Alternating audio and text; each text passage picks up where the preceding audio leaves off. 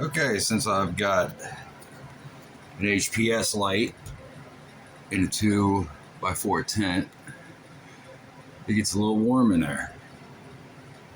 Sometimes daytime it gets up to 85, 86 degrees, and I don't like that.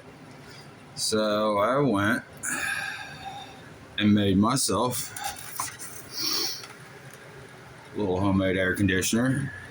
Took one of these little tent fans, cut a hole in the top, took a piece of dryer vent, glued them real good on there. And let's check out and see how cold it can get here.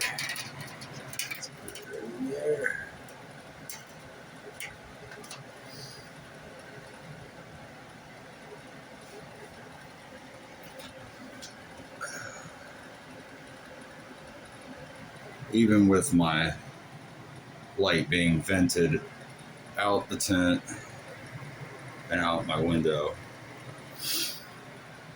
still seems like it gets really warm in there. But you can see the temperature dropping quickly.